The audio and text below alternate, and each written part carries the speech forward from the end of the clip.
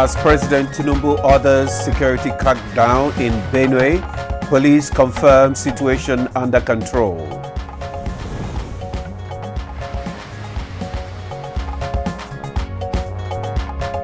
Nigerian Air Chief leads talks in U.S. to fast-track AH-1Z Viper helicopter deal.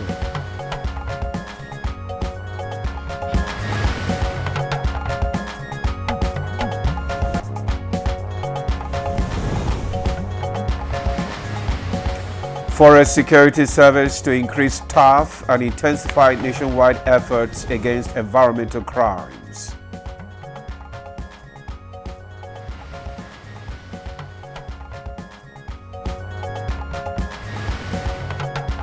And on Good Morning Nigeria today, our conversation focuses on the future of Ecowas.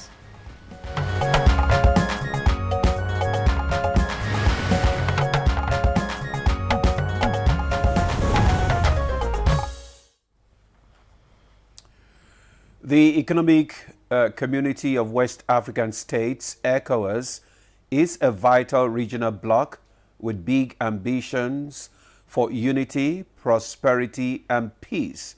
But lately, it's been facing some pretty serious headwinds: political instability, economic imbalance, and even member states jumping ship. Absolutely, and ECOWAS was set up to foster regional integration and cooperation across West Africa. But that vision has been shaken. Countries like Mali, Burkina Faso, and Niger have withdrawn, citing internal crisis and dissatisfaction with how the bloc operates. These are not just symbolic exits. They reflect deeper issues at play, Mr. Ademola. That's true, Jumai. And in recent years, we have seen coups, violent extremism, and governance breakdowns in several member states. These issues don't just stay within borders, they spill over, threatening the entire region's security. And then there's the economic angle. There are indications from various public feedback programs that not all member states are benefiting equally from regional policies. The disparity between stronger economies and struggling ones is widening, fueling frustration. And we can't ignore the practical issues. ECOWAS is often underfunded and lacks the institutional muscle to carry out its ambitious goals. Add climate change to the mix, desertification, dwindling natural resources, and rising food insecurity, and you've got a pressure cooker of challenges needing urgent attention. Urgent attention indeed. So where does ECOWAS go from here? Concerned persons suggest that first, it needs to reinforce its commitment to true regional integration. That means breaking down trade barriers, enabling freer movement of people and goods, and aligning economic policies more closely. Without unity of these fronts, progress will still not be achieved. Yeah, progress will be stalled. Security cooperation is key as well. Sharing intelligence, conducting joint military operations, and tackling the root causes of conflict can help build lasting peace. And let's be clear, none of this works without good governance. Fighting corruption and strengthening democratic institutions must be at the heart of the reform agenda. Indeed, and there are also suggestions that ECOWAS must invest in its people, especially the youth. With high unemployment rates and limited opportunities, young West Africans need pathways to success, not desperation. Education, healthcare, infrastructure, and climate resilience aren't luxuries, they are necessities. They indicate that ECOWAS has a chance to become a beacon of stability and development, but only if it adapts, evolves, and listens to its people. These issues inform our focus on Good Morning Nigeria today, the first for the week. Thanks for joining us. I am Jumai Yusuf. And I'm Ademola Adeoye. I also welcome you to the program. We are reaching you live from Abuja. As usual, Our newspaper review will get to you after the news with Mina Daniels, who is sitting by. Good morning, Mina.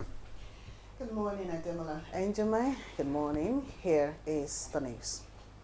The Benue State Police Command has successfully brought a violent protest under control after a demonstration turned chaotic in Makudi on Sunday, June 15th.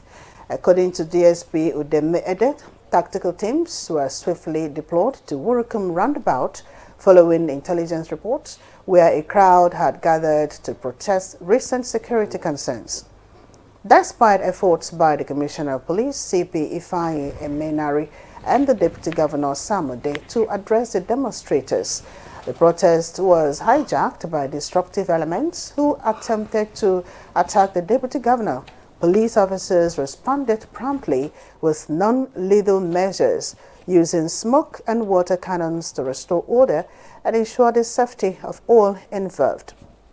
No injuries were reported, and calm was quickly restored in the area.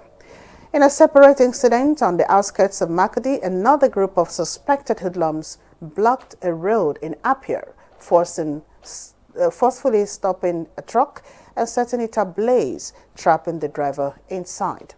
14 suspects have since been arrested in connection with the violence, and investigations are ongoing to track down others involved. The police command has reassured the public that the situation is now fully under control, thanks to the joint efforts of security agencies. While reaffirming its support for peaceful civic expression, the command strongly condemned the acts of violence and reiterated its commitment to maintaining law and order across Benue State.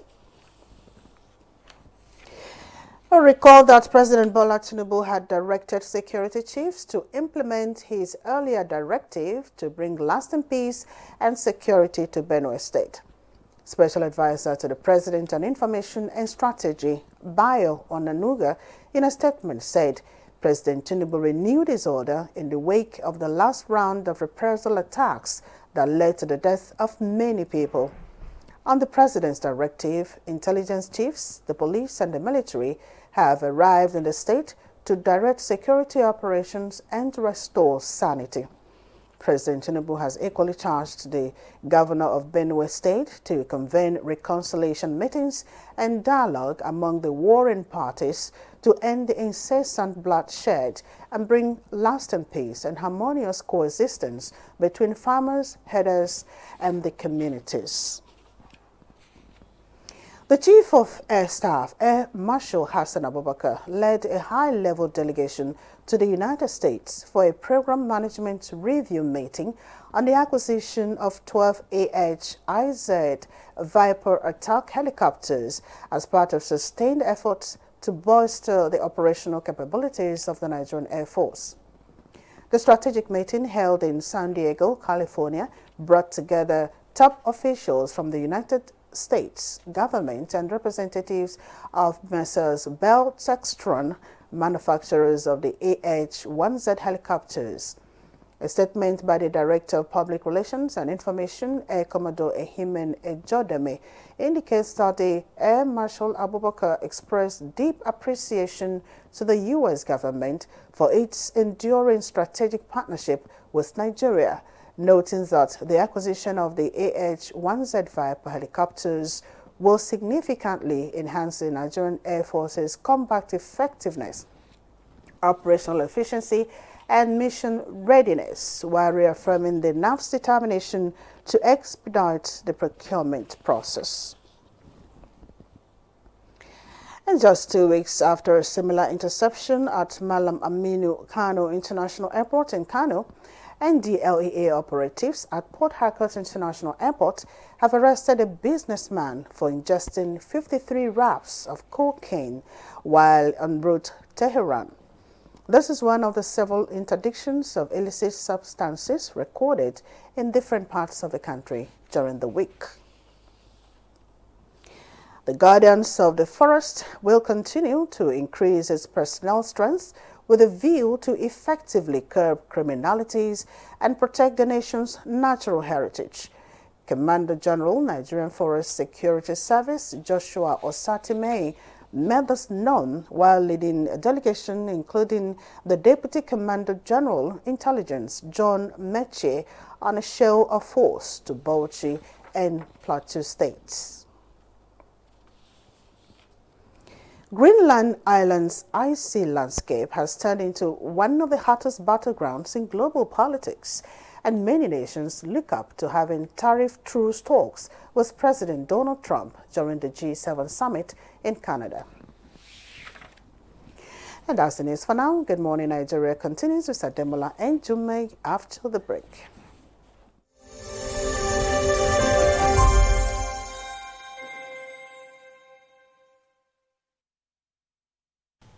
I am Oluremi Tinubu, the global and national Stop TB champion.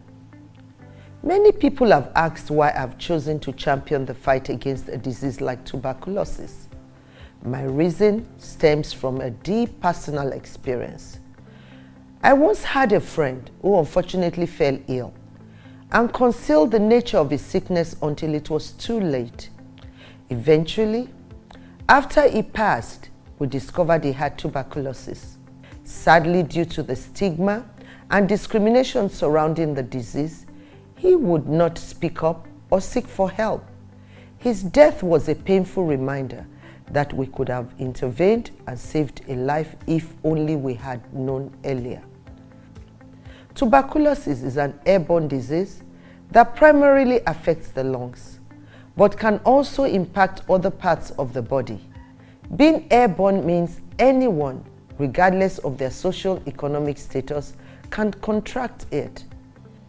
In Nigeria, one person dies of TB-related illness every 7 minutes, amounting to 206 deaths every day. Globally, one person succumbs to TB every 25 seconds, which is a staggering 3,456 lives lost daily. These deaths are entirely preventable because TB is curable if detected and treated early. If you or someone you know has been coughing for 2 weeks or more, coughing up blood, experiencing night sweats, or losing weight drastically, it might be TB. Please visit the nearest government hospital or primary healthcare center for proper diagnosis and treatment. TB treatment is free in all government and some private health facilities. Let us also remember not to stigmatize or discriminate against TB patients or those who have been treated for TB. Individuals who have been cured of TB cannot infect others. I call on all stakeholders, especially the private sector, to join us in the fight to end TB in Nigeria. Together, we can make a difference. Remember, TB anywhere is TB everywhere. End TB by 2030. Yes, we can.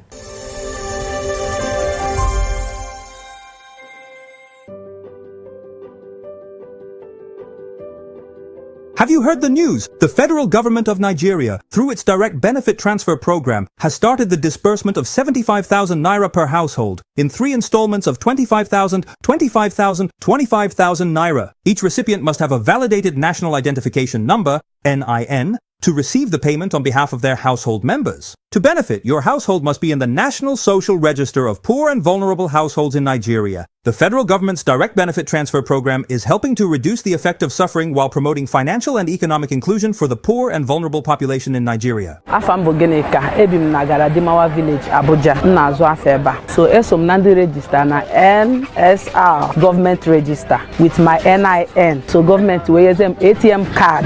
Nji we wete 25,000 naira 3 times. And ega haya mketa barumuru na dem eji megoro makamihe. Jikweru mehendozo. Thank you. This message is brought to you by the Federal Ministry of Information and National Orientation, Federal Ministry of Humanitarian Affairs and Poverty Reduction, in collaboration with the National Social Investment Programs Agency, National Social Safety Nets Coordinating Office, and the National Cash Transfer Office.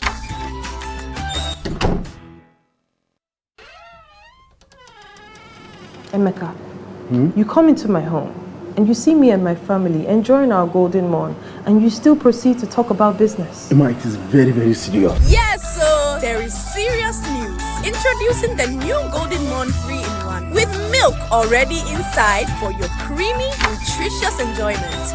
Get the new Golden Morn 3-in-1 for your family. From Nestle. Why do you need Dettol's 12-hour protective shield? Why? Oh yeah, come.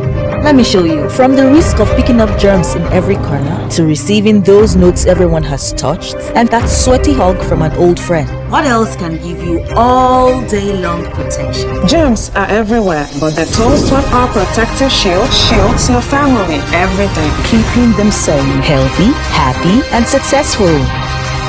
Dettol, be 100% sure.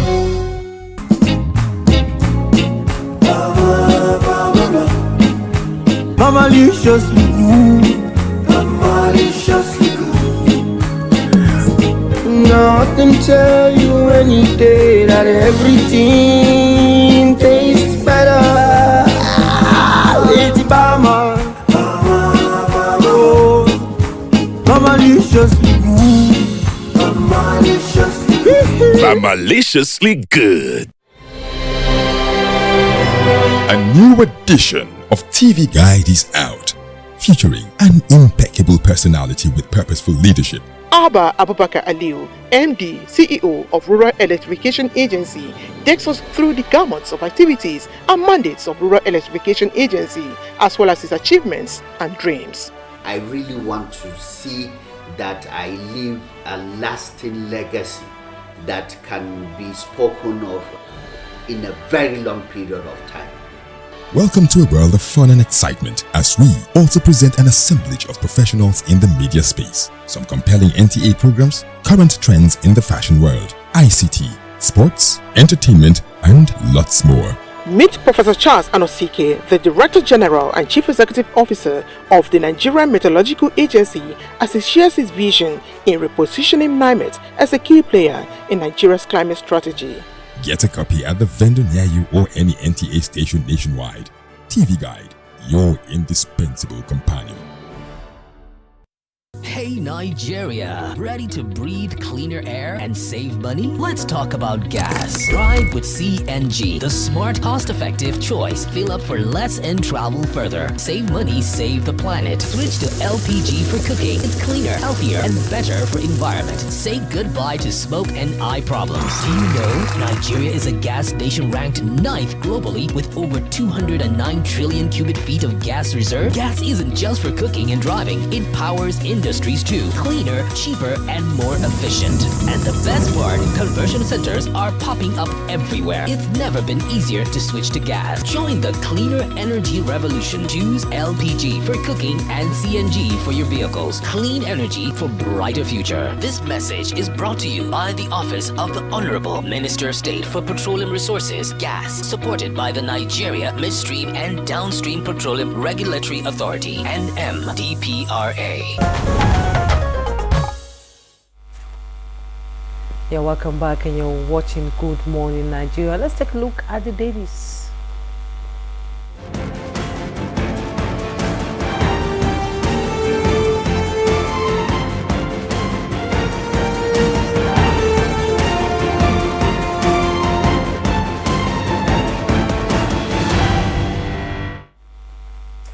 Well, our newspaper reviewer is here, Chukudi Okoli Ugbaja. Chuks, good morning. How come you have changed? With an elegant pose. How come you have changed? For me, not for you. You are where you have always been. I'm very uncomfortable with you sitting beside me. You know, we always very uncomfortable. The more, I'll try not to demolish you. Dubai, how you doing? I'm fine. Good to see you guys again. The weekend. Fine, and yours? Alhamdulillah. Demola, good to see you again. Yes. Bless you. Let's go to the papers. I'll try. Let's begin with the People's Daily.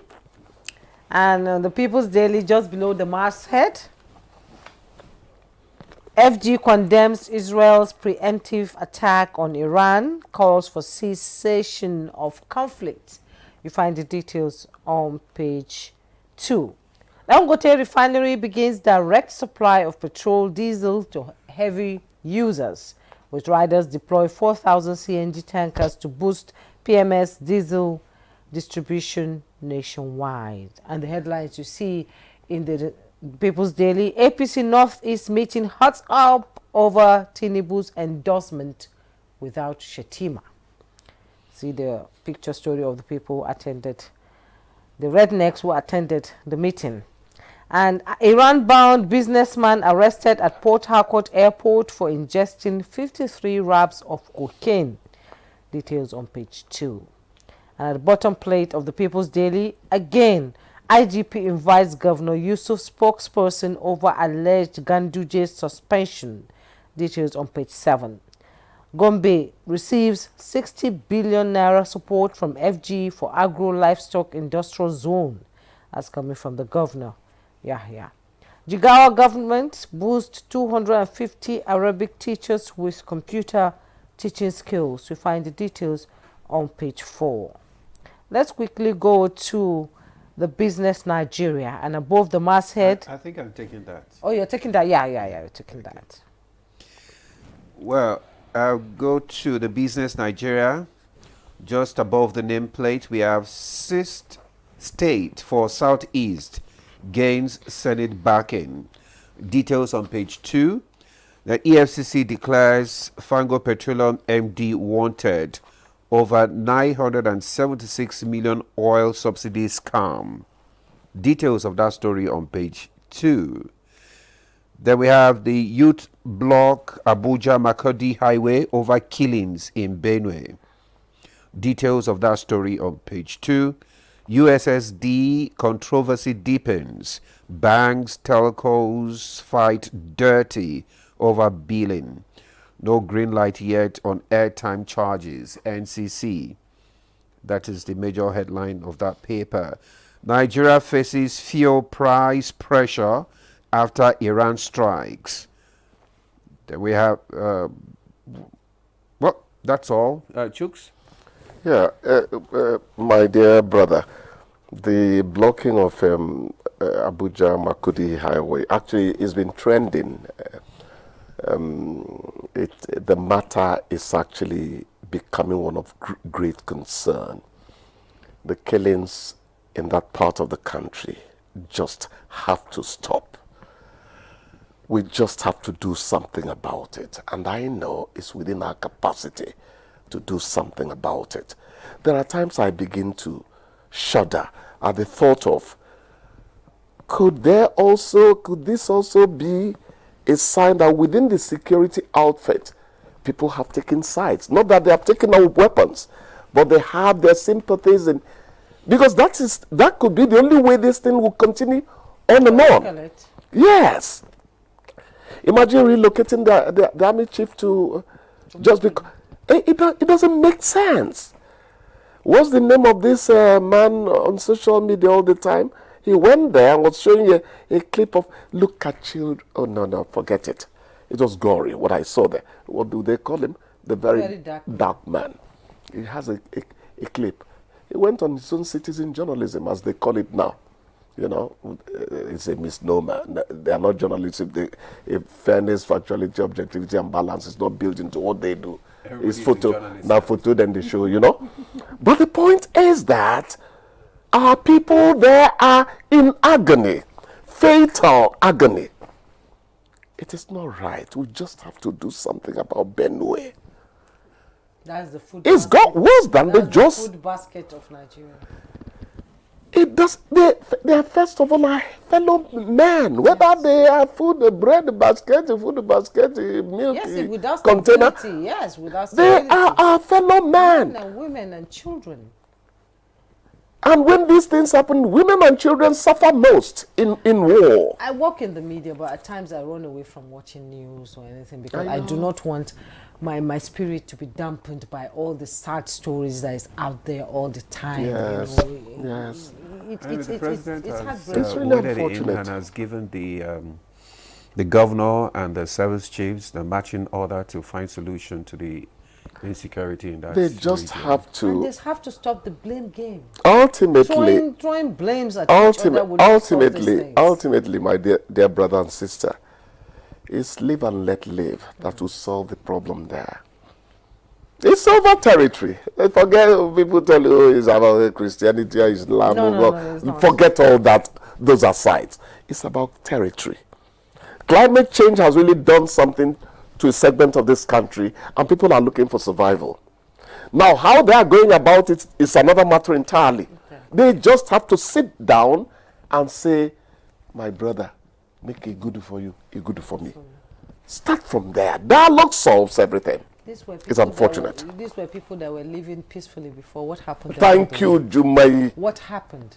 That is the question we need to. Where did we go wrong? These were people that intermarried, that lived. The Fulani man will come to the TV's man and stay there for 1 year. The same thing happened. What happened? What suddenly happened? Where did we go wrong? Are you sure that these crises are not being fueled by some elements? Of course, that's what we're trying to say. No, the fifth columnist has become a regular occurrence in Nigerian issues.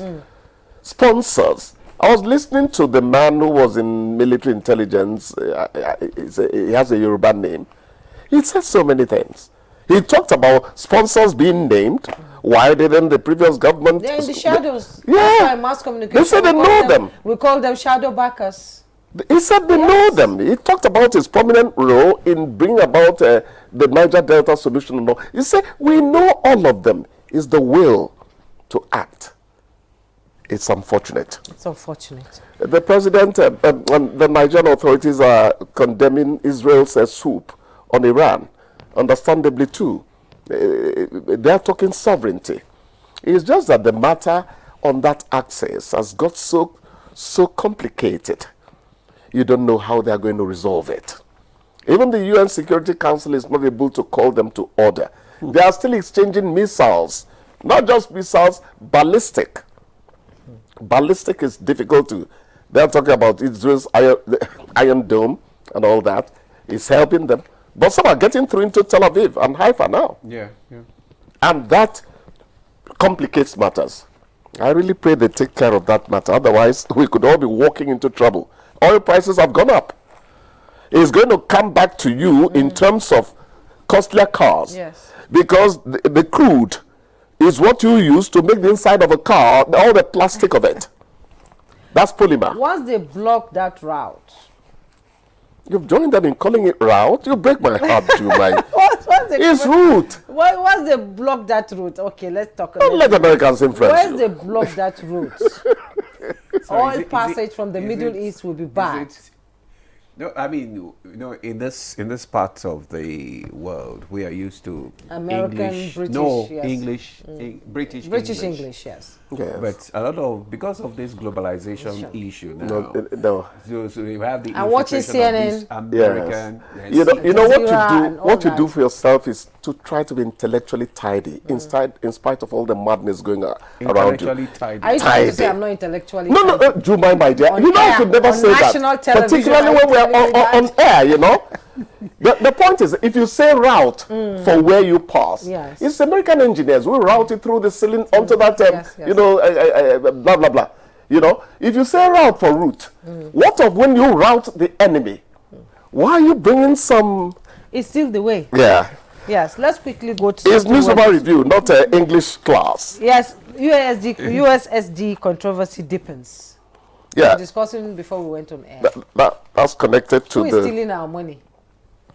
That's connected to... I think it's connected more to the telcos matter. Yeah, telcos fight dirty over billing. Exactly.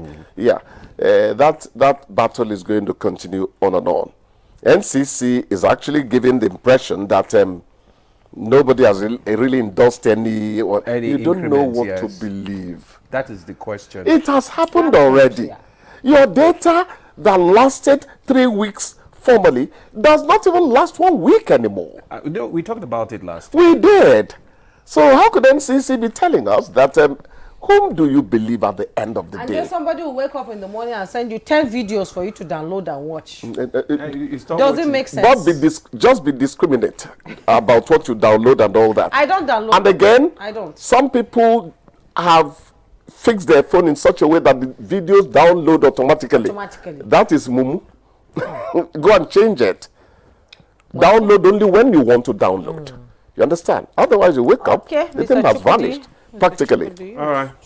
Chooks, thank you so much. Thank you, my dear brother. Morning. Thank you so much. Jumai, we don't hope that you have a nice day. Don't worry, I won't take that route again. No, you won't do that. It's rude. Thanks for watching. Thank you. Thanks for coming. Bless you. Appreciate you always. All right, we'll take a break now. When we return, the conversation will kickstart. Stay with us.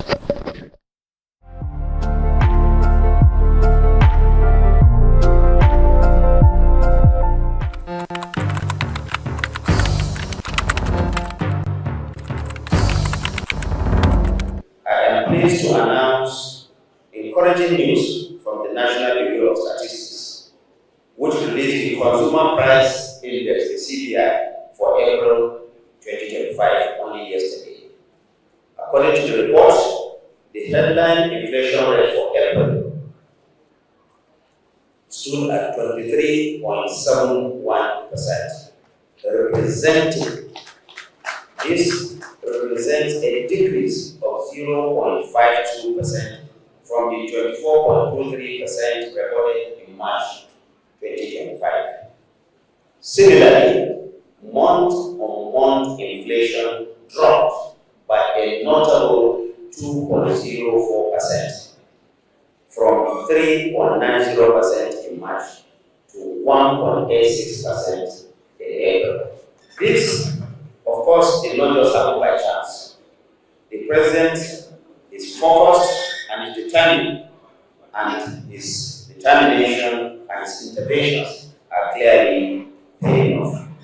The benefits of reform, though gradual, are real and measurable.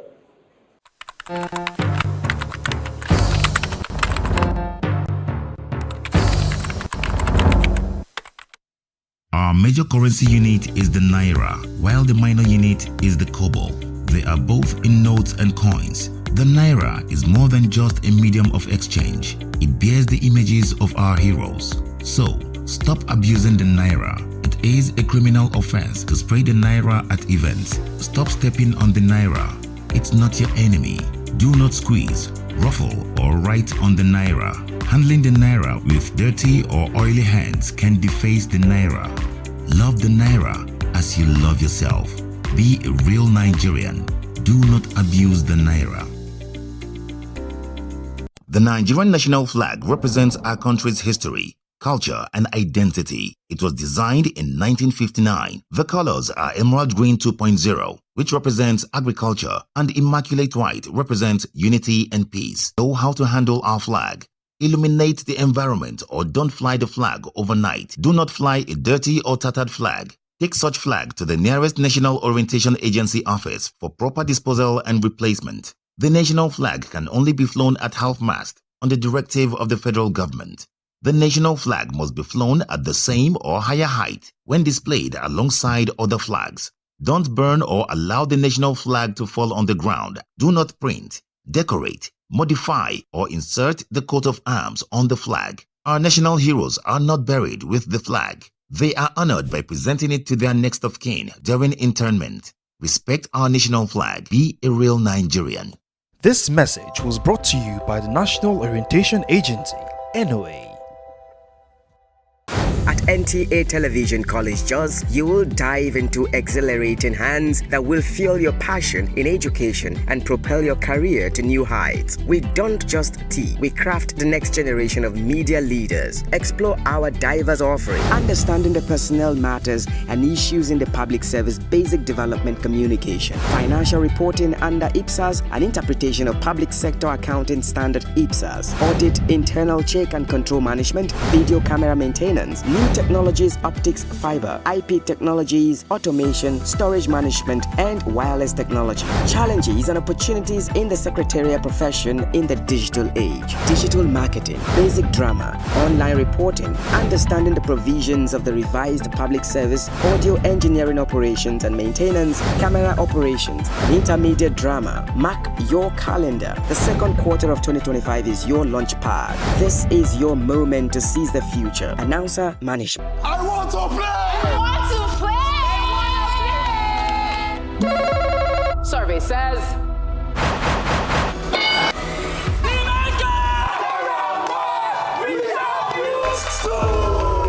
If my phone rings at 2 a.m., it's probably My mom. an emergency. Landlord. Achaluko.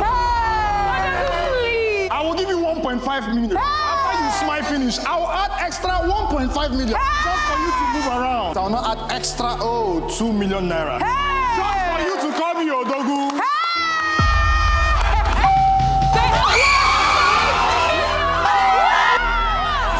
Family Feud Nigeria Season 3 is officially live.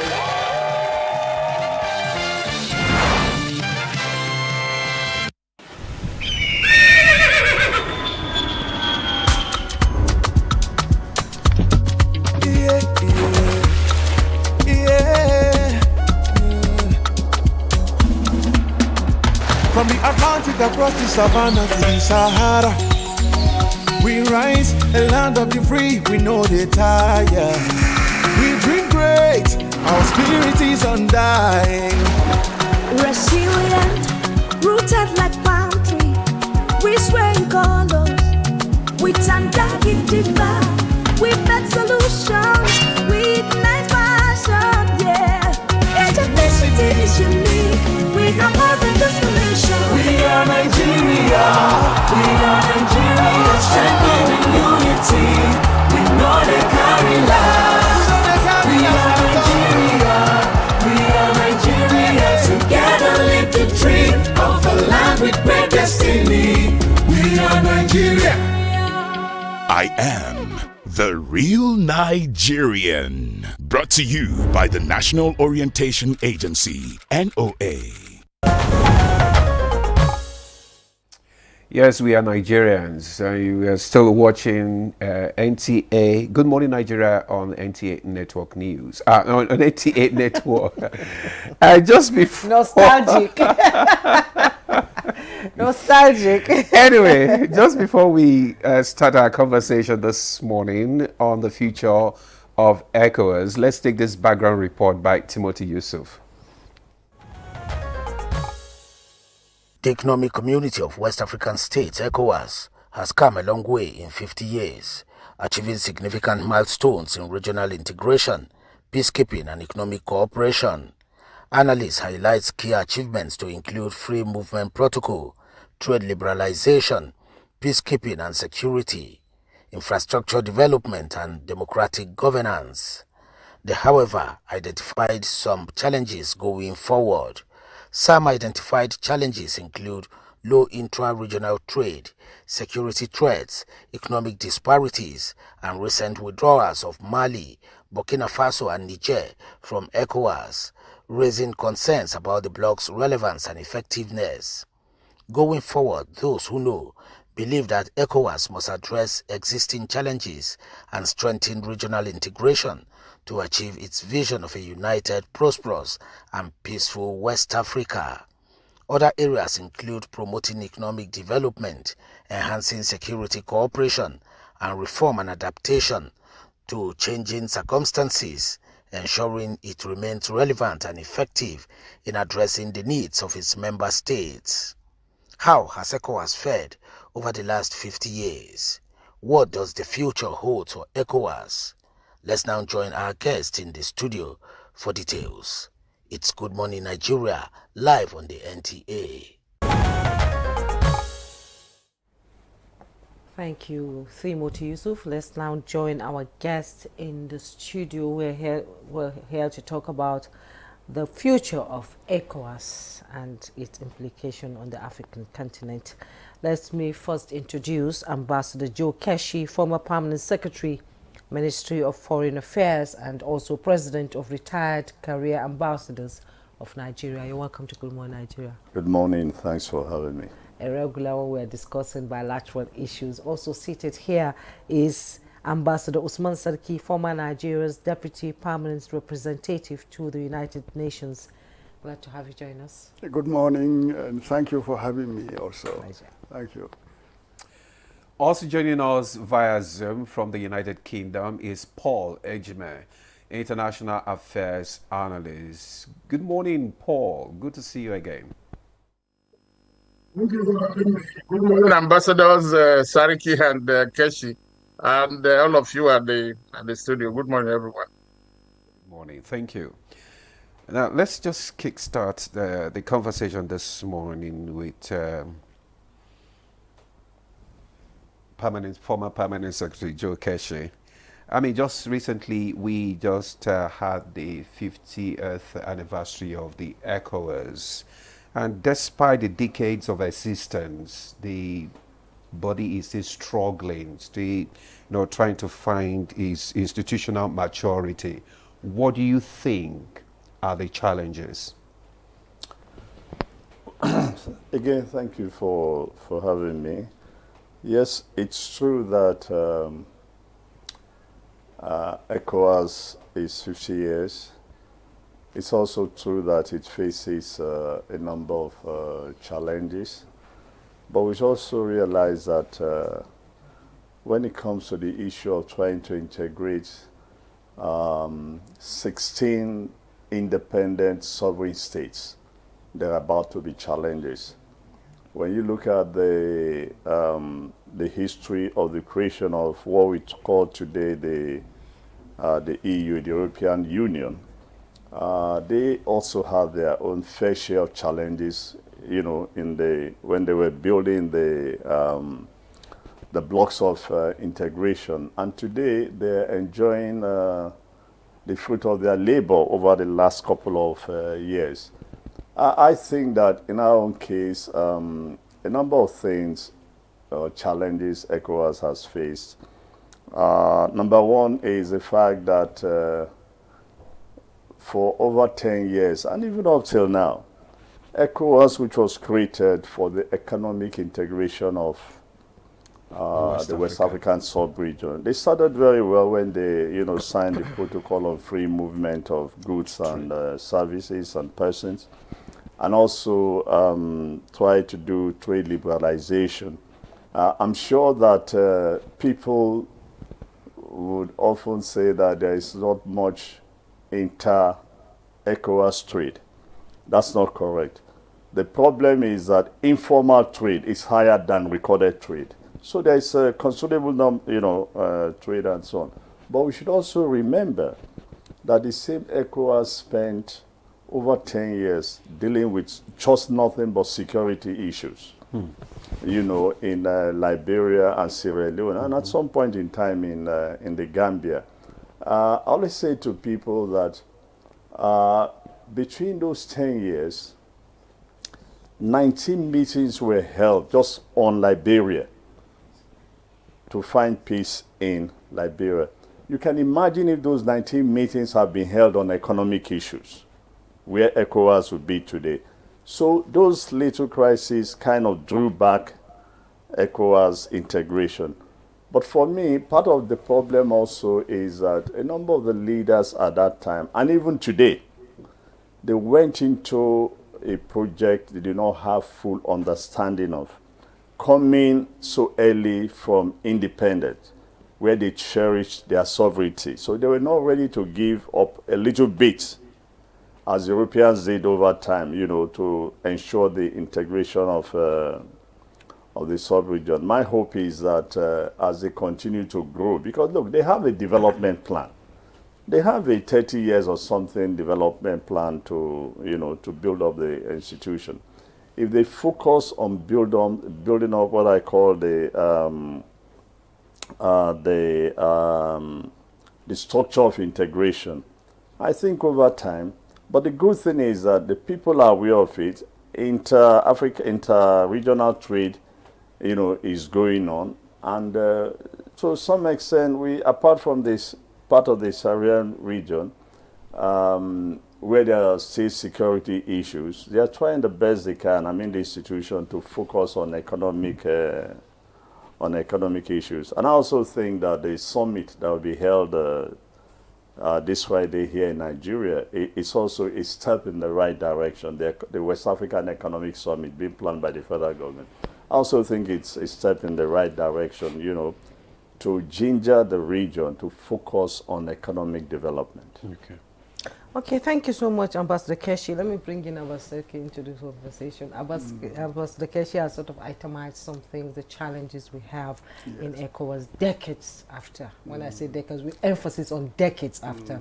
We should not be where we are now in ECOWAS. So why is ECOWAS still struggling with institutional maturity and effectiveness? And another question I'm going to ask you is, what are the structural flaws that need urgent reforms in ECOWAS to ensure that the full implementation of policies in ECOWAS impact the people within the bloc?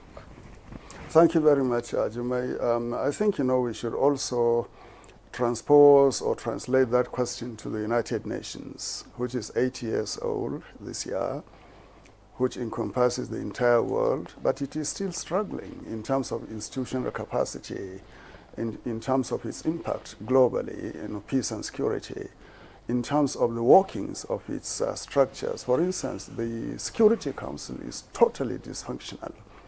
It is no longer a Security Council in terms of maintenance of international peace and security, in terms of the charter responsibilities of the Council.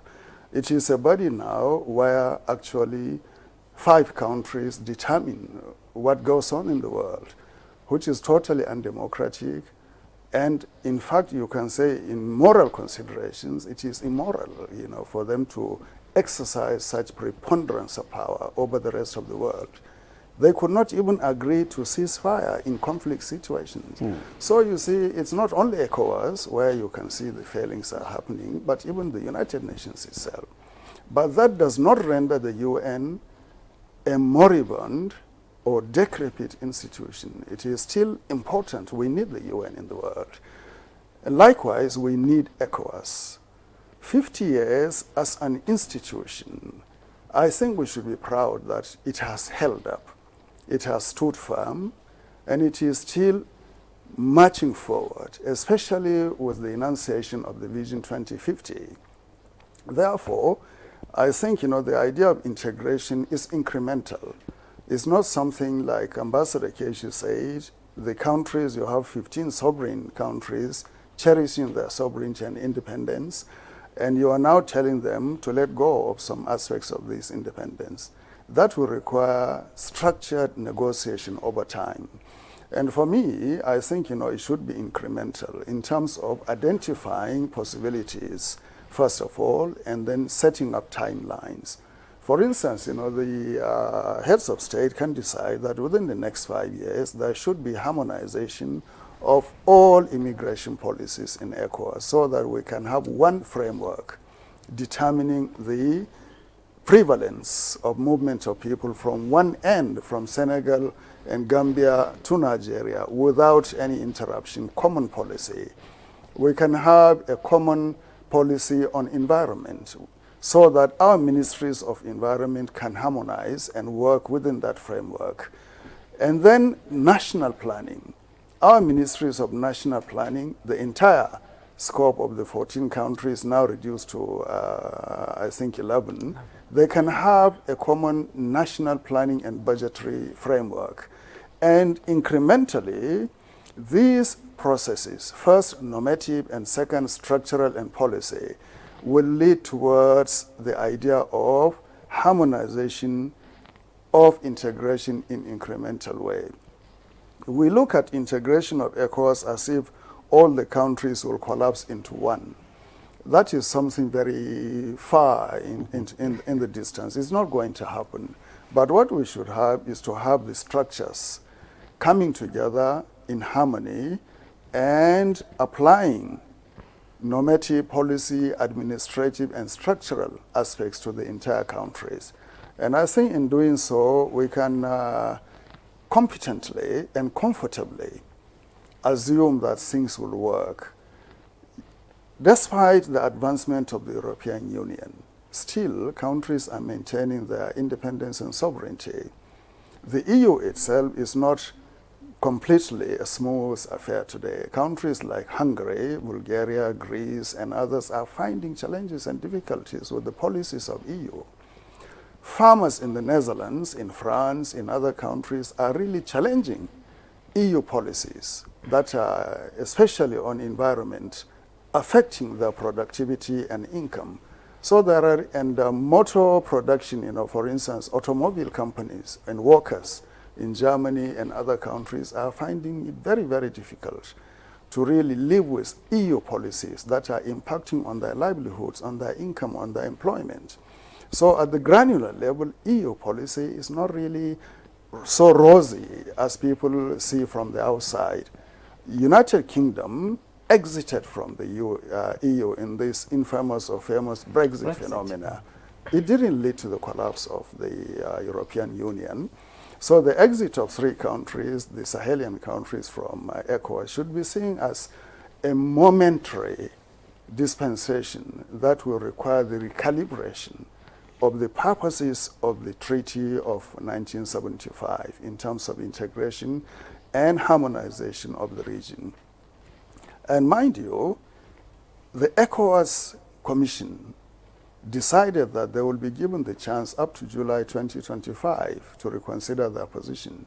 So ECOWAS did not take a hostile position against these 3 countries that exited, but it extended, it extended a flexible posture of accommodation.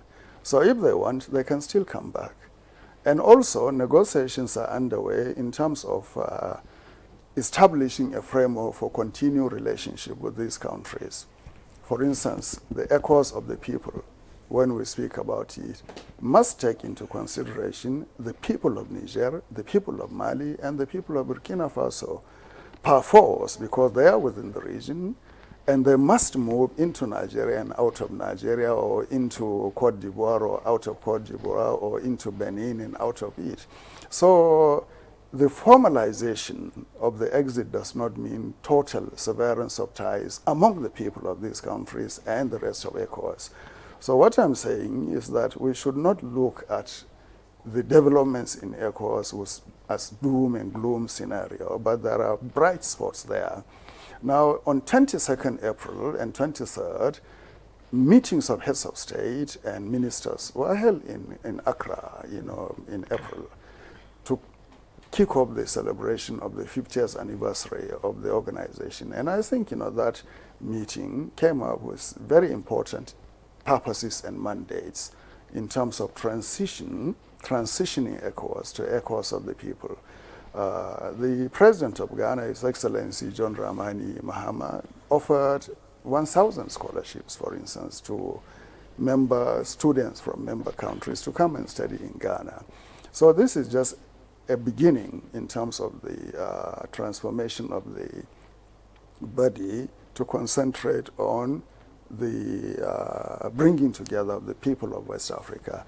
Our own president, His Excellency Bola Ahmed Tinubu, also pointed out to the need to address issues like poverty, insecurity, unemployment of youth, food security, and others. So the transformation is going to be gradual, but structured and focused. And I think, Nigerians in particular should feel proud that we actually initiated ECOWAS 1975, and happily, General Yakubu Gowon, His Excellency, is alive to witness 50 years of the fruit of the tree that he and late President Iadema planted. And that is something that we should celebrate. Well, thank you very much, Ambassador Saraki, for your opening perspective there. There is need for harmonization of policies in the region. Now, let's bring in our Zoom guest, Mr. Paul. And some people have said that ECOWAS seems to be biting more than it can chew. That is, you're doing too much with too little. Should it narrow its focus to few core priorities like security and trade before expanding into other areas? What's your perspective on this? So, incidentally, there is a nexus between security, defense, and then economic development. I think the two go hand in hand. So, you cannot have economic progress or development without security. So, those who crafted the Lagos Treaty of 28 May 1975, perhaps they were ambitious, but they also acted both with foresight, what they knew, and then projected in. There was some, dynamism in what they tried to do. So we cannot now at the here and now begin to jettison what they have done. What we can do is to reinvent some of the tools that we are using for the interventions that Ecowas has done, both in economy, social, economic issues, security, defense, and across board. And then to be able to manage emerging, challenges. Unfortunately, ECOWAS seems to have come back, evolved or unraveled more than 360 degrees. Because if you remember, in the 70s when they were formed, when the organization was formed, some of the countries were under military dictatorship, military rule, or exiting. But there was progress until, but gradual erosion of the structure that Ambassador Sariki is talking about until 2020, when the coup fever came back, because the region has always known coups. So these are not the first or the first series of coups. So until 2020, all the 15 countries were actually practicing one form of democracy or the other. Okay? So before now, the race started between the organization. And I will say that in every human organization or human, even as individual, if what sets you apart between success and failure, if you want to call it like that, is the ability, the capacity to be able to manage differences. There's bound to be differences when you have 15 countries in a place. And it was actually before the organization was set up. Many of the countries did not, were leaning towards France, and they didn't, Cote d'Ivoire, Senegal, so many of them, because of the historical colonial history that they have. So it was not unexpected. And one would also mention the fact that France has always, because of this colonial influence that it has of these colonies, has always wanted to dominate or have a sphere of influence in West Africa. And the competition, written or unwritten, had always been between France and Nigeria. Nigeria, the powerhouse. So what ECOWAS is today lacking is that capacity. You may call it political will, capacity, ability to manage the differences that has occurred. And what are these? The fact that they have protocols. One is 1999, the one relating to conflict management and resolution. They have another one, 2001, on democracy and good governance, which is very clear on how you intervene where there is unconstitutional change of government, because that is what they seem to be fighting today. And then what do you do? What are you supposed to do? What has happened that instead of using those protocols to address these, there are 4 countries now governed by military juntas. Instead of using those, the civilian presidents, who are, one is maybe they're afraid that if they allow this coup fever to grow, they were, self-preservation. They don't want to be to be caught up in it. They decided to come with a sledgehammer. Instead of applying the rules or provisions as contained in these protocols that I have mentioned, they dabble in. The heads of state came in to want to go and invade Niger. It is part of this mismanagement of these differences, these emerging threats that has created even more problem for ECOWAS. And because there have been coups in Niger before, in Mali, in all the countries, Guinea-Bissau, all the countries, Guinea. ECOWAS has always, even managing the civil wars in Liberia and Sierra Leone. Okay, so why has it now become impossible for the same organization that cut its teeth in conflict prevention, management, and resolution now try becoming lethargic? It's a basket, a combination of factors. One is the fact that the civilian presidents, they have made peaceful change impossible. How? By changing the governments, by tinkering with the constitution, violating the rights of their citizens, rigging an election, and there is so much corruption that they are no longer delivering on what the objectives and the dreams of the founding fathers of ECOWAS. And what you have now, military officers, as it happened in the past, have now used the opportunity to want to take, and let's face it, this is not to justify military administration, because it will never solve the problem. We know how they have always started and how they have ended. These ones are not going to be an exception. Because what you will ask, what will happen when Traore, who is now presenting himself as the Pan-Africanist, when he leaves, he's doing 5 years, he's eligible, maybe he does another 5 years or even 10 or 15. What is the end game? What will happen then? Will the country go back to what it was? So the point is that the leadership in ECOWAS will now find themselves, they will have to reinvent themselves. They have to recalibrate those, come back and discover some of the glory days. What worked for ECOWAS? What are they the good practices, the best practices that they can now use? They didn't engage. The protocol I'm talking about talked about using good offices when you have when there is unconstitutional change of government. For instance, what about sending military officers to these countries first?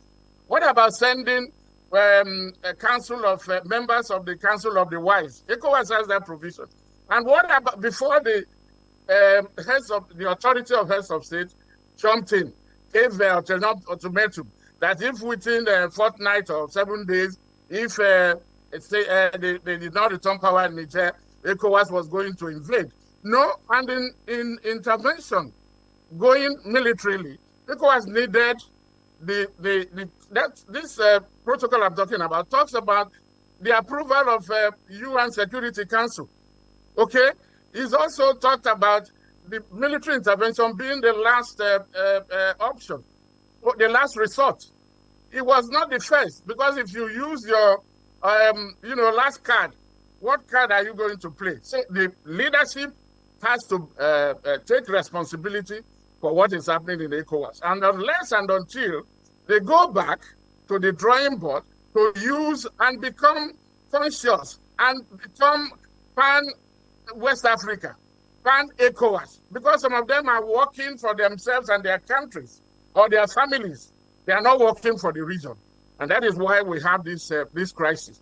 Until they now go back to those the principle and also apply the rule. It is rule of the thumb. If civilians are committing coups, because when you change constitution, for instance, in Togo has moved now. The protocol says you cannot change the electoral law 6 months before an election. Togo changed the electoral law a month. They changed it in April and held an election in May to change the country from parliamentary to presidential. Now they have a president council of ministers whose terms are not unlimited. And then you have a president who is ceremonial. In Guinea-Bissau, Guinea-Bissau has, suspended the constitution. They have sacked the parliament. ECOWAS has not uttered a word in these two areas. And then how do you want anybody to take ECOWAS seriously if they don't? Okay, So they Mr. have to do that. Yes. Mr. So, Ejime, Mr. Ejime, you've raised some pertinent issues there, and I believe our diplomats in the studio will be able to address it. We're talking about the future of ECOWAS. Now let's talk, he has talked about security issues from other countries. Let's talk about the impact on Africa's collective security architecture. Are we going to be seeing a rival security bloc from the Sahel? Ambassador Keshi? I really don't think so. I really don't think so. But you see, I think that if ECOWAS build its structures very well, I think that they can resolve a number of the issues that crop up all the time. I'm speaking from my experience of when I served, for example, in Brussels and observed the functioning of the European Union. In fact, I even go back as far as to when I served in Togo. I attended the inaugural meeting of the ECOWAS Fund, which is now the ECOWAS Development Bank. And I remember my late boss who insisted that he was traveling to Lagos. I arrived at the weekend. He was traveling to Lagos and coming back on Thursday, and insisted that Thursday he wanted a report of the meeting on his table, which I did. And going through the report, I had, even as a rookie, I had some concerns about the structure of ECOWAS, and I had no idea what the EU was doing. And when he went through my report, he called all the officers, senior officers, and said, what this young man is saying was what we tried to do when ECOWAS was being negotiated. But the chief negotiator at that time, Professor Adedeji, said that civil servants are adding these clauses because they want to be powerful. Okay? Now, why am I saying this? When you look at the structure of what goes on within the EU, every Monday, EU ambassadors in Brussels, every Monday, they hold a meeting on the community. On a weekly basis, as he rightly pointed about these meetings, on a weekly basis, the various ministries in EU, the ministers, their official meetings, led by permanent secretaries or as it is in other, the heads of the department, their official meetings, there are ministerial meetings. I don't know, we don't do that within ECOWAS. So when you look at the EU, you find out that every week, every month, there are consistently meetings of officials, ministerial meetings, summit meetings to strengthen, to build up the organization where they address some of the issues that Ambassador Seriki has raised. And the EU Parliament also. The EU Parliament. Beautiful. And the Parliament. The problem here is that, in fact, I will even go as far as to say, I take the risk of saying this. Even here in Nigeria, some ministries probably don't even have an ECOWAS desk. Yeah. They don't. The ministry and the Ministry of Foreign Affairs and the Ministry of Economic Development are supposed to coordinate this. I don't even know if they meet and talk about ECOWAS at all. The only time ECOWAS comes up on our table is when there is an ECOWAS meeting and everybody begins to, we need to build these structures. It is very important because it is when you begin to build, there's no way you can harmonize policies if you do not have all these meetings. to sort out the problem. Because harmonization, it's, you know, even the ones that ECOWAS itself had approved, the major problem they have is implementation of this. So going back to the issue of security, I would say, look, it's the same attitude I will adopt, that if, for example, the chief of staff or the, what they call it, the chairman of the joint chief of staff, you know, if the ECOWAS, within ECOWAS are meeting regularly, I'm sure that they will be able to fathom out how to address the security situation in the region. They will not be depending on any other, you know. But the problem is that first, every nation has to secure itself before you begin to talk of securing the next. And part of the problem ECOWAS is also having, which many people have pointed out, you know, it's also Nigeria. If Nigeria works, if Nigeria provides the leadership, ECOWAS will blossom. It's not a question of you move forward one day, then you come back, you know, and then you disappear. No.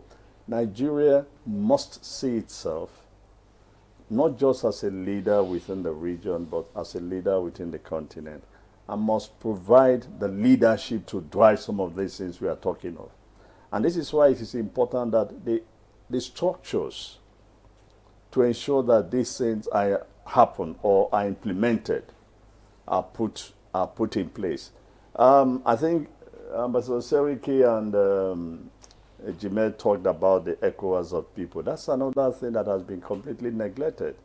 You know, although, yeah, people are crossing, going to West Africa. If you board a plane to Ghana, you'll be amazed to see how many Nigerians are going to Ghana, how many Ghanaians are coming to Nigeria for one thing or the other, and they are going back same day. So that is going on, but we need to strengthen this, to expand it, and to ensure that the people themselves are involved. And that is where building the integration infrastructure within the region is very important, because these are the symbols that will begin to, look, if you put a train line from Lagos, for example, to the Gambia, can you imagine the impact it will have within the sub-region? Not only in terms of trade, in terms of the movement of goods and services. Can you imagine what it would do? Because that would almost immediately, you know, make people believe that, you know, there's some sense, there's some rationality in trying to work within the ECOWAS, you know, sub-region. And the leaders themselves, in my view, they must do more of talking about ECOWAS in their programs as the EU folks do. Because at the end of the day, if you take this nation, for example, Nigeria, if and when we decide to industrialize, our goods will be more acceptable first and foremost within the ECOWAS sub-region. For one simple reason, that the process of our industrialization, we cannot immediately bridge the gap in terms of quality and quantity, like trying to match China, for example, or other advanced countries. So our business would be with the ECOWAS countries. And in any case, when you look around the world, you will see that the largest trading partners of almost every nation are their neighbors. So Nigeria needs to begin to take that leadership to ensure that they build all these integration blocks. And in terms of security, I believe that with time, if we can put in place these structures of aligned various agencies to meet as often as possible, to share their problems and to find solutions to them, we'll probably begin to make headway, you know, that by the time they celebrate another 50 years, they probably be, you know, singing a different tune. So you agree that we need, ECOWAS needs to go back to the drawing table to restructure? No. They don't have to go back to the drawing table, because the EU, when they started as a European community.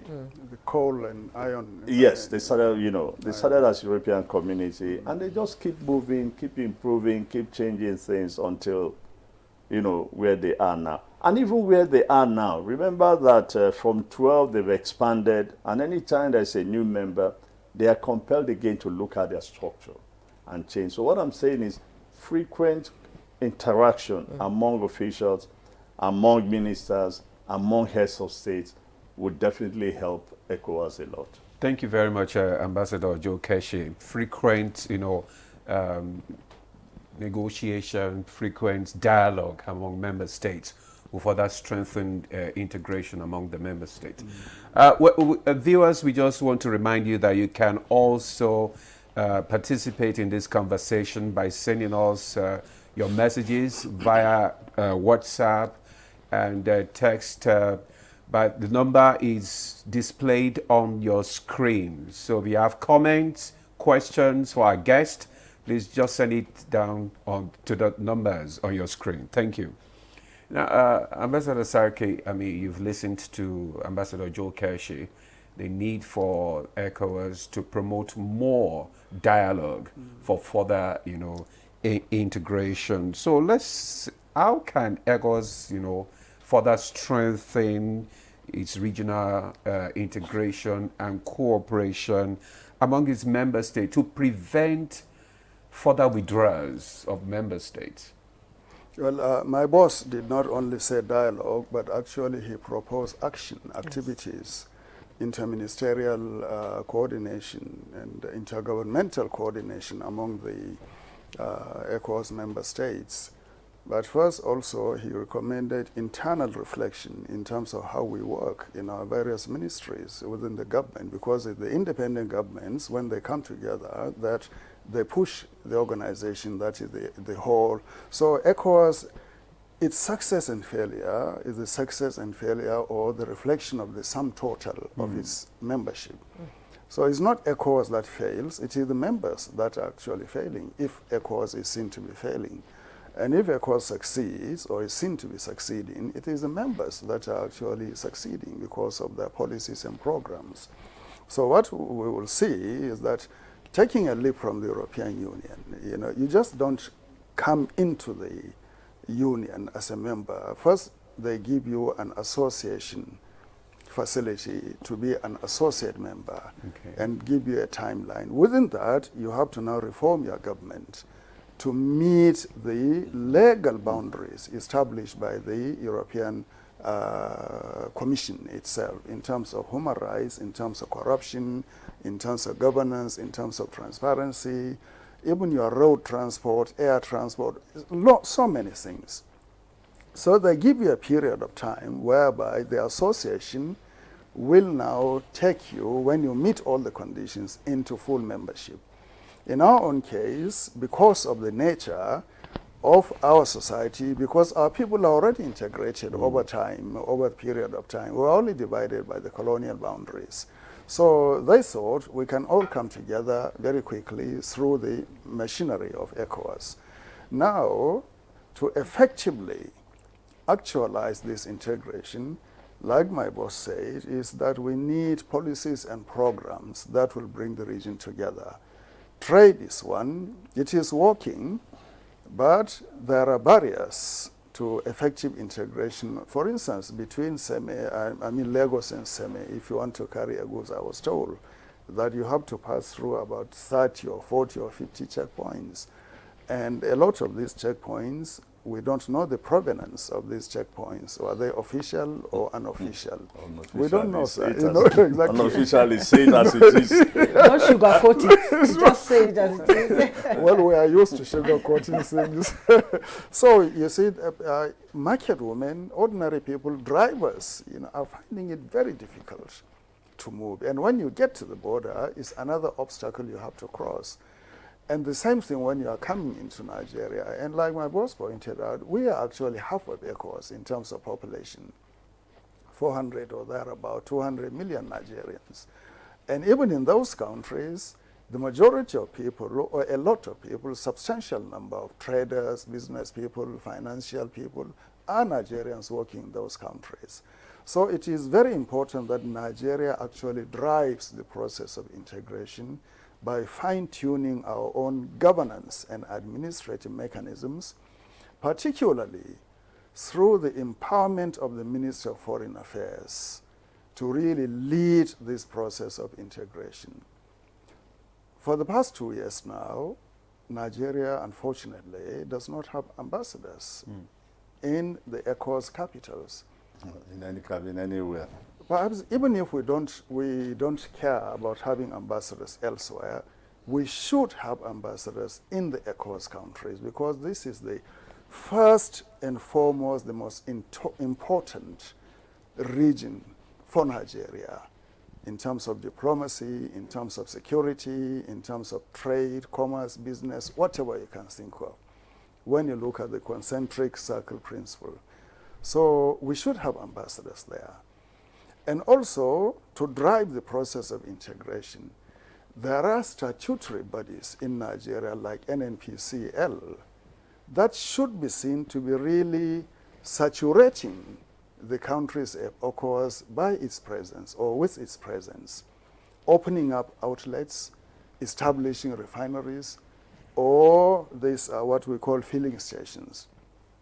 Our banks are doing that bit, but I haven't seen government departments and agencies like our shipping companies, NIMASA, NNPC, and others having this qualitative presence to bring together the benefits of economic integration. Also, our own aviation industry. What sort of facilities are we giving to our airlines to be competitive and to be functional and present in the ECOWAS region? They are competing with Ethiopian Airline, which has established an ASA or something like that, a branch for West Africa operating out of Lome, Togo. How can Air Peace or Azman or Max Air or any of these compete with that body, having Ethiopia behind it and with its long experience? So our own ministries in their entirety must establish frameworks and desks on ECOWAS within their system in order to drive individual policies and programs towards integration.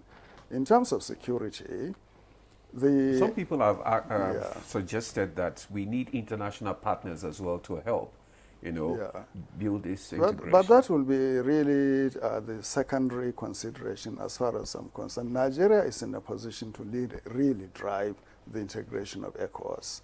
Really. The headquarters is here. The substantial chunk of the finance of ECOWAS is borne by Nigeria. Exactly. The substantial operation of the ECOWAS Parliament is here. The membership of the Council of Ministers right now is chaired by, the foreign ministers is chaired by Nigeria. We have ECOWAS permanent representative in Nigeria and in Dakar, and other places. So I see no reason why we should now play a subsidiary or secondary role to international assistance. That is one of the pitfalls of the African Union. The critics are saying the African Union is too reliant on foreign assistance, foreign collaboration, foreign financing even. We should reduce any consideration of foreign support in order to drive integration. The other area I can think of where we can really find it very useful to develop integration is ease of communication and transportation. Ambassador Kesha has referred to railway line from Kano to, if you like, to Mali or to Gambia, or from the highway from Lagos to Abidjan and then to Dakar. That is possible. That is why you need international cooperation in terms of funding, in terms of the technical aspects, to drive. And without transportation, you cannot integrate with the region. At all. You cannot do that. And so the other area of security is for Nigeria, for ECOWAS, to establish a framework for extractive industry. Today, a lot of the conflict we see in the Sahel region and other West African countries is over the extractive industry. Gold, uranium, diamonds, lithium, and coal and many other things where foreign interests are coming in to really bring conflict situation. And Even we in still Nigeria, take funding from them? you know, well, a lot of it is actually happening in a very haphazard way. But even in the way you have the official structured way, like you are having now the problem between the gold mining company and the Malian government over the sharing of the profits or the proceeds, ECOWAS should intervene to establish a regulatory framework for the extractive industry. We shouldn't depend on what Norway, for instance, or Sweden or the EU will establish for us. We could create our own legal framework and ask all member countries to use that framework in their negotiation with foreign companies extracting our own commodities. We cannot allow a Chinese man or Indian or any other person just come and just mine liberally our resources. And that is what is happening, unfortunately. And this actually exacerbates conflict. So we have to be very purposeful, very focused, and very stringent in our government regulatory framework in order to really bring some sort of sanity and direction towards the integration of the of our region. Of our region. Okay. It's quite interesting when you break it down like that for people to understand how bilateral issues work, especially in the ECOWAS region, because when you look at the trade volume that we could be able to achieve if the Africa Free Trade Agreement is fully implemented, it's still just like a baby trying to walk. You understand? So others are saying that with the withdrawal of these 3 countries from ECOWAS, it complicates that goal. Well, if you'll excuse me, one company in an electronic and electrical company in Ghana, Kantanka or something like that, in Ghana, actually it tripled its volume of trade with the use of the ECOWAS trade liberalization scheme by exporting to Nigeria over the last 3 or 4 years. So the benefits are there, but you need security. You need a framework of easy movement of goods, especially by removing non-tariff barriers like certification and other things. You can harmonize them by creating a common pool where all these things can be determined and decided and facilitated in terms of movement of goods. Because when we speak about trade and commerce, it is essentially movement of money and goods. It's not just somebody jumping into a car and traveling to Ghana and coming back and we call that trade. No. It's the money you carry, the quantum of money and the quantum of goods that move between 2 countries. That is the essence of trade. And I think that is what will bring employment, what will bring security, prosperity, alleviate poverty, and in the end, cascade towards the development. And like my ambassador said, is that you need industrialization. Apart from 3 or 4 countries among the 11 member states today, the others are not actually economically viable in terms of industrialization. They cannot. Nigeria, Cote d'Ivoire, Senegal, Ghana, these are the countries, and maybe Guinea, that should drive industrialization in the region to meet the commodity needs of these countries.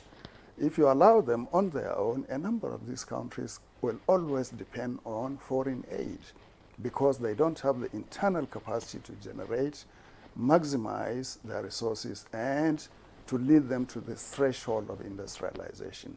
And here you need the West Africa Power Project to give steady, regular, affordable power to the entire countries of West Africa. And without that, you cannot develop the economy. All right, thank you very much, Ambassador Saiki. Mr. Paul Ejime, earlier on you talked about the issue of involving the people, talking about good governance. How would you rate ECOWAS communication with the public in West Africa? Or how has the organization lost the trust of ordinary citizens? Yeah, thank you. I hope people are going to give me time to. When I talk for 2 minutes, I thought it was becoming one-on-one with the ambassador. Okay, Mr. Ejime, Fortunately, Mr. Ejime, Mr. Ejime, just wait. We'll take a break. We'll take a break. Yeah. When we come back, then you will be able to respond to the question. The Nigeria coat of arms is the official seal that represents the authority of the Federal Republic of Nigeria, hung on the wall behind the seat of the principal officer of the government, supported by the portrait of the serving president of the Federal Republic of Nigeria. It has 7 features. The black shield stands for Good Earth of Nigeria. The silver wavy band stands for the confluence of rivers Niger and Benue. The 2 white horses stands for dignity. The yellow flora is a common wildflower throughout Nigeria. The red eagle stands for strength. The wreath is in our national colors of green, white, green. The motto, unity and faith, peace and progress, is written on a beautiful yellow ribbon, and it's a maxim for all Nigerians. Be a real Nigerian.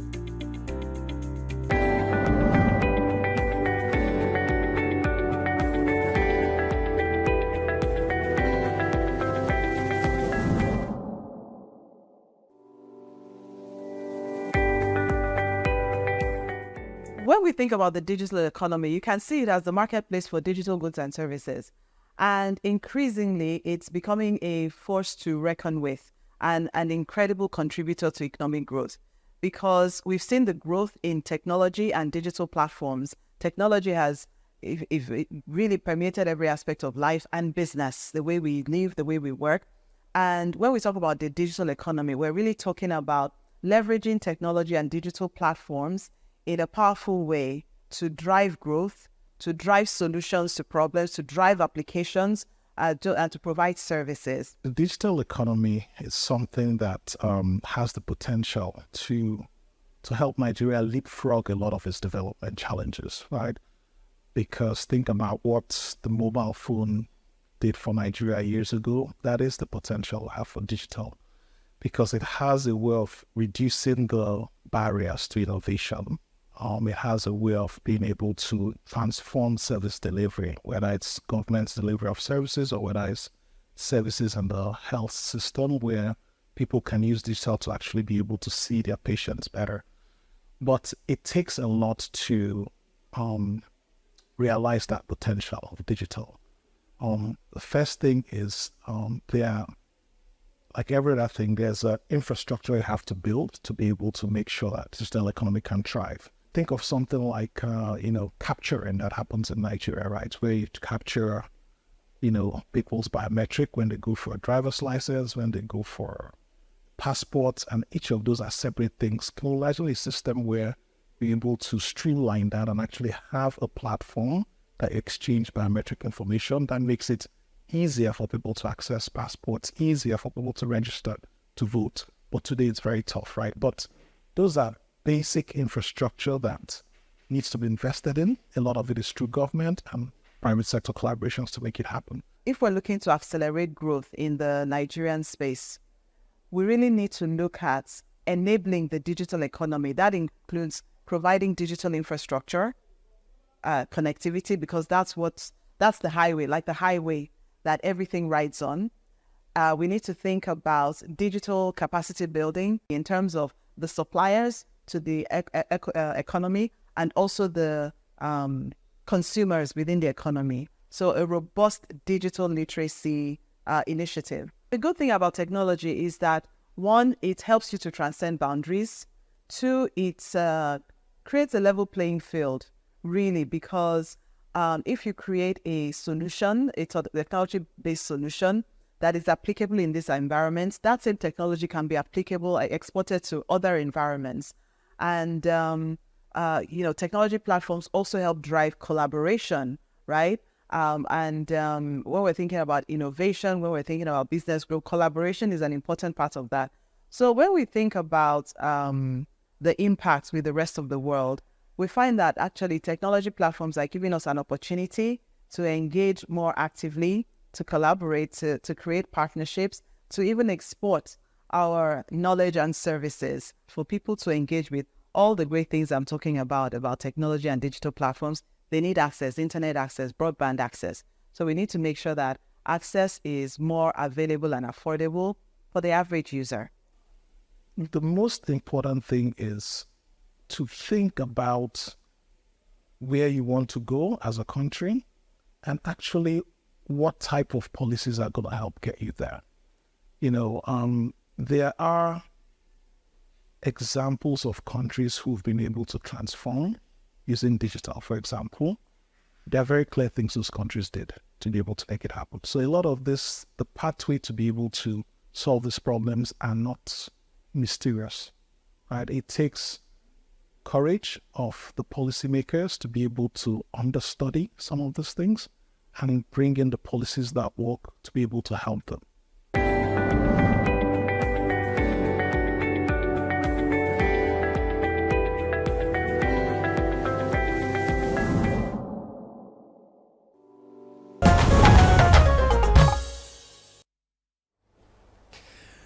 Welcome back. You're still on to Good Morning Nigeria on the network service, and the conversation is still on the future of Ecowas.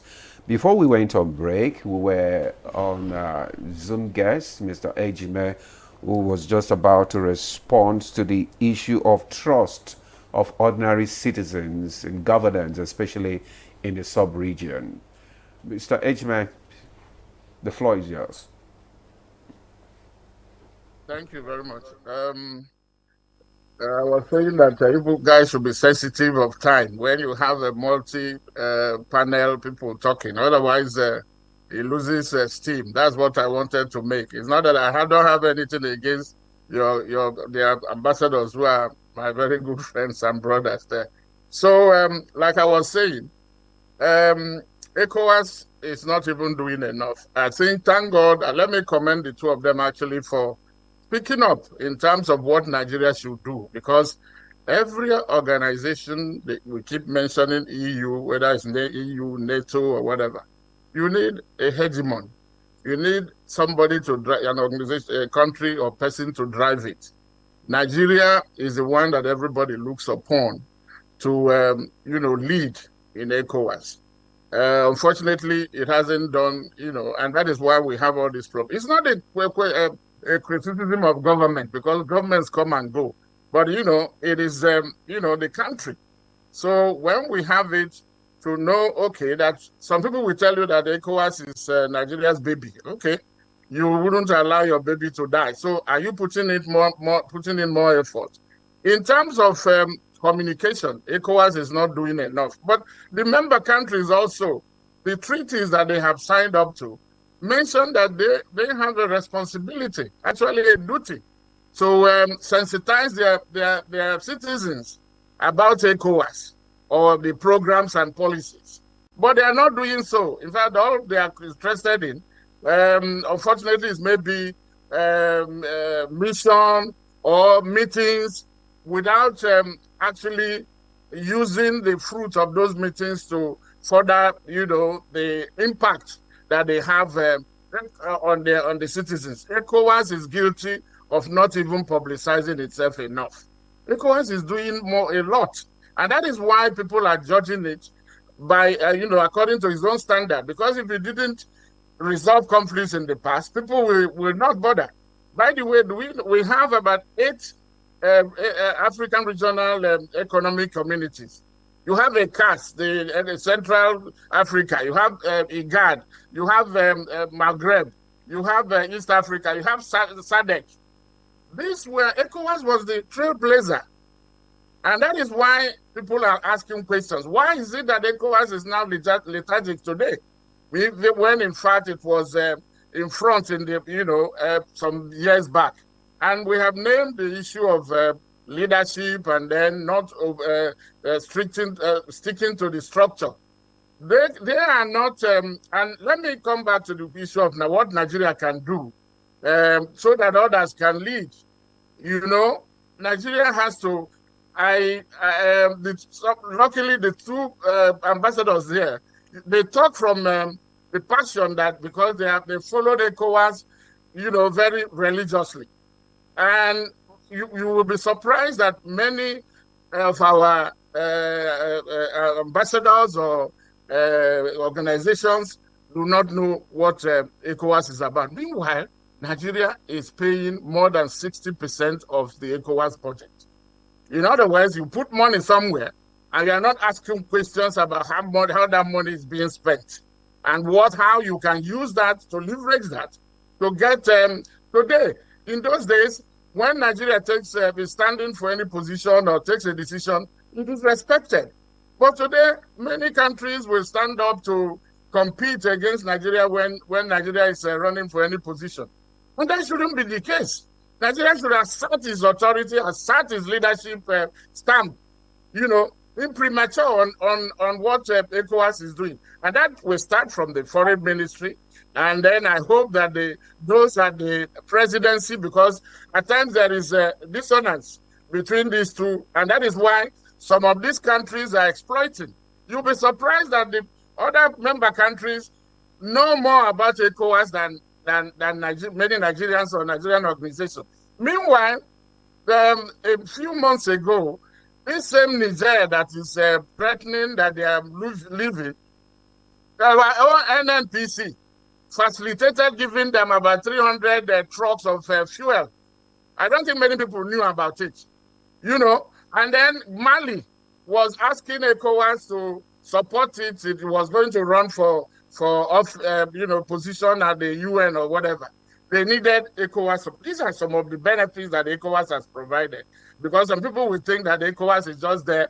ECOWAS has done a lot. And that is why today, if you check many countries or international organizations, when they accredit their ambassador to Nigeria, it is concurrent to ECOWAS.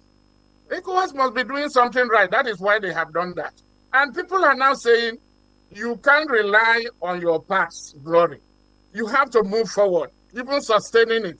Even getting to the top, when you get there, sustaining it is another issue. So ECOWAS has to communicate itself, and that begins with the commission, which coordinates all the ECOWAS, all the institutions. There are what you call specialized agencies, like the bank that the Ambassador Keshi talked about. There are so many of them that are there, that the commission. But what has happened, and many people are not willing to say that, is that the heads of states have virtually hijacked the work of some of these technocrats. The commission is now there, just waiting for what the heads of state will say. And these heads of state, unfortunately, are only furthering their own nest. It has become an ECOWAS of heads of state, or ECOWAS of state, not ECOWAS of the people. For more than 400 million people, how are they feeling the impact of ECOWAS? ECOWAS has to do that by reaching out with its programs and with the members themselves talking about ECOWAS. And how will that happen? Nigeria has to show the example by making sure that all its ministries, or the relevant ones, and the agencies that are, by the way, when we say that the trade in West Africa is not, the intra-trade is between 11% and 15%. Much of it is done, the informal one, which means itinerant traders moving from one place to the other. Those of you who have traveled across will find Nigerian goods in some of these countries. What it needs now is for us to formalize it, is for us to be intentional in the way we further our interests, be strategic in the way, like America is putting money in the UN and is calling the shot. It is not to say that you will hammer on anybody. You will do that with soft and hard power. Mr. Paul, I'm sorry, we're running out of time. You just told us that we need to manage time. So we're running out of time. We have questions from the viewers who want to contribute and find answers on this program. Let me quickly begin with the first one. He said, undiluted diplomacy and absence of coordination within the ECOWAS members have been the bane of ECOWAS. Leaders represent self-interest in preference to promoting the spirit behind the creation of ECOWAS. Military internum in the Sahel is evidently caused by lack of honesty in governance and resource management system. And please put your name when you want to send your messages. And I want to say good morning, presenters and fellow Nigerians, and Abdurrahman Bala from Zuba FCT. I would like to appreciate the esteemed ambassadors in the studio today for their insightful analysis. As someone who grew up witnessing Nigeria's military contributions to peacekeeping efforts in West Africa through ECOMOG, I am curious about the current state of this regional security mechanism. Specifically, I would like to ask, has ECOMOG been dissolved, and if so, why hasn't ECOWAS taken more decisive action to address the persistent insurgency in the region, which has lingered for over a decade? What happened to the cooperation and support that made ECOMOG past operations successful? Furthermore, I appreciate your thoughts on the extraction of natural resources in our region and its connection to insecurity. Do you think the lack of transparency and coordination in this sector contributes to the security challenges we face? And lastly, what are your views on Nigeria's foreign policy regarding immigration and security? With the influx of foreigners entering the country without proper documentation, do you believe this poses a significant security risk, and how can we better manage this issue? Okay. Well, these are very fundamental points, and I'm really very glad that Nigerians are tuning into this program, and they are taking such interest and asking such very pertinent questions. Fundamentally, I think the issue of natural resources extraction is a driver of conflicts in our region. I would like to refer the questioner to the OECD report on natural resource governance, NRG, in the Sahel region in West Africa, and he will find a lot of evidence there in terms of how natural resource extraction and the dichotomy between gains and activities are creating fissures and creating conflicts in the Sahel region and the rest of West Africa. So let him go to the OECD website, and he will find natural resource governance, and he will find a lot of details there. And also internal conflict, internal displacement monitoring center, IMDC. He will find a lot of information on the causes of internal displacement and conflict and unrest driven by natural resource exploitation. Having said that, the integrity of foreign policy of any country rests on the strength of the institutions and the nature of the policies of that country. Our Ministry of Foreign Affairs is a very strong institution. However, over the past 10 years or so, resources have been the bane of the Ministry of Foreign Affairs. It is underfunded, and the morale of the officers is plummeting downwards. So the federal government needs to look at the concept of foreign policy itself and the way it should be the governance and administration of the ministry, backed by adequate resources to fund the vision of the renewed hope foreign policy agenda. I think is very critical. Our military are performing wonderfully, as evidenced by the ECOMOG in Liberia and Sierra Leone. ECOMOG is not dead in principle, but it is just the structure and activity that have been wound up in terms of the relevance.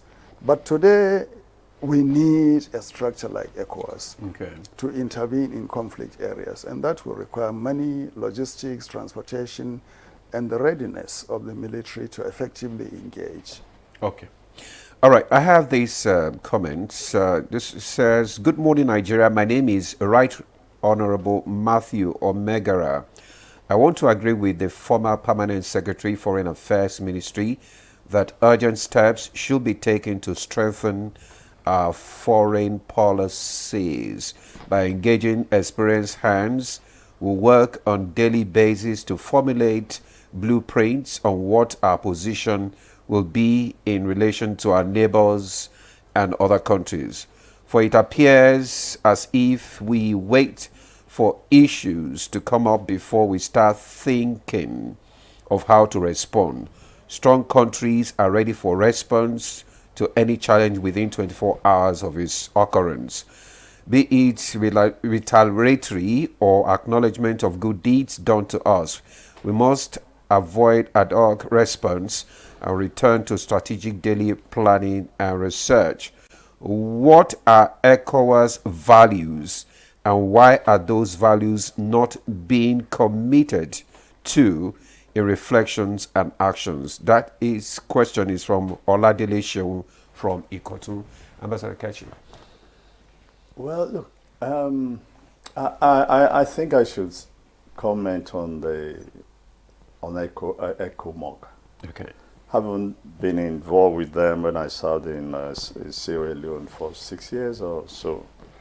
I think for me, it's one of the most unfortunate, thing that we did. That the way we treated ECOMOG. And so when people assume or believe that ECOMOG is dead, I think to a large extent they are right.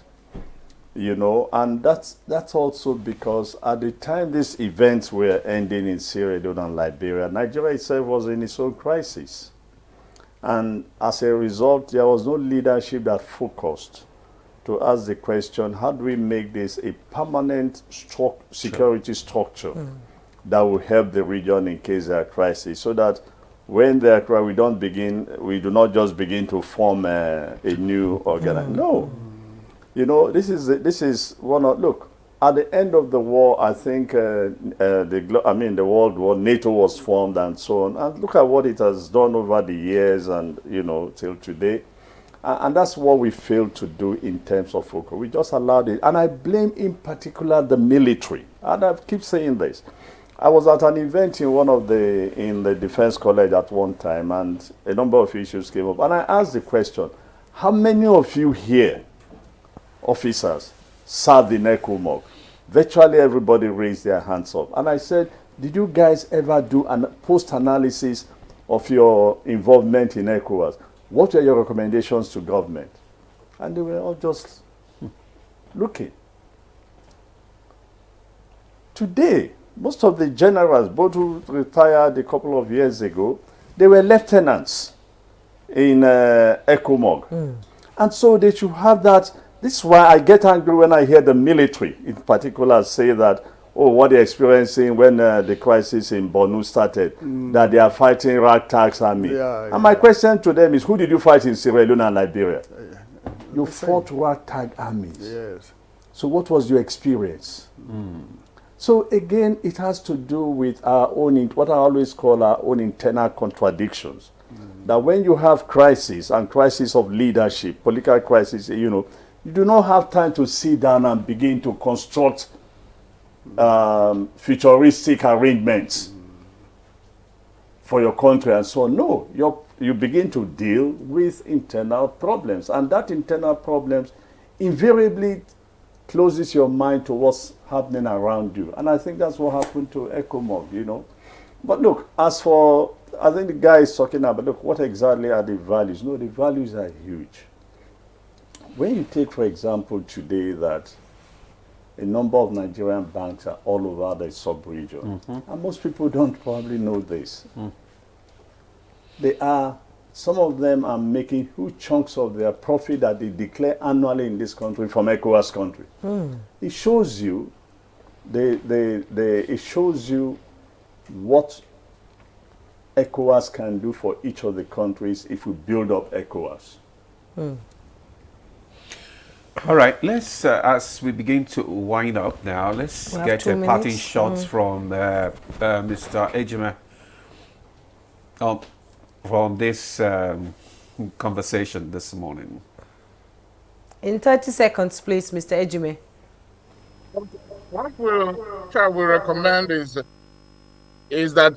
ECOWAS to look at the best practices, what they did before that worked, and then for those who lead us now today and the citizens to get involved in what ECOWAS does. I tell you that, for instance, there are 8 francophone countries in ECOWAS, and then 5 about Anglo. There's 5, and then the Portuguese-speaking are 2. I tell you that the UMWA, that is the francophone group, they hold meetings before. Notice that each time ECOWAS is holding a summit, UMWA we hold, that is French-speaking countries, we hold their own meeting and have a position before they even come to the general ECOWAS summit. So that is what is happening, that it is lacking both in the Anglophone and in Nigeria as a country. because an organization is only as weak as, as successful as its weakest member. And everybody is looking up to Nigeria to provide the lead. Nigeria should lead from the front. Thank you very much. Thank you, Mr. Ejime. Nigeria should lead from the front. Ambassador Sarki, your parting shot. Is there hope for reintegration? Well, there is. The African Continental Free Trade Agreement, for instance, and the African Common Passport programs, the African Common Infrastructure Program, the PIDA, and then the Agenda 2063. All of these are frameworks towards integration of the continent. And it should start at the regional level. And Ecowas is well placed to drive the integration of Africa by first bringing about the integration of the region. So I think there is hope for Ecowas, especially when we systematically implement the Vision 2050. And here I must emphasize that Nigeria should be responsible, should be serious, should be focused and well organized around the principles and values of ECOWAS. Ambassador Usman Sarki, former Nigeria's Deputy Permanent Secretary to the United Nations. Thank you. Permanent representative. Permanent representatives, yes. The permanent secretary is there. Yes. Thank you so much for coming. Thank you, it's a pleasure. And Ambassador Joe Keshi, former Permanent Secretary, Ministry of Foreign Affairs. Thank you so much for coming. And President. Yes, and President of Retired Career Ambassadors of Nigeria. It's always a pleasure to have you. Mr. Paul Ejime, thank you so much. International Affairs Analyst, we appreciate you. Every time I have you guys in the studio, it's like a learning process for me. It's like being in class, learning about bilateral issues. It's so interesting. Thank you so much for your time. We appreciate you all. Thank you, gentlemen. And that's Good Morning Nigeria for today. I am Juma Yusuf. And I'm Ademalade. Do have a lovely day.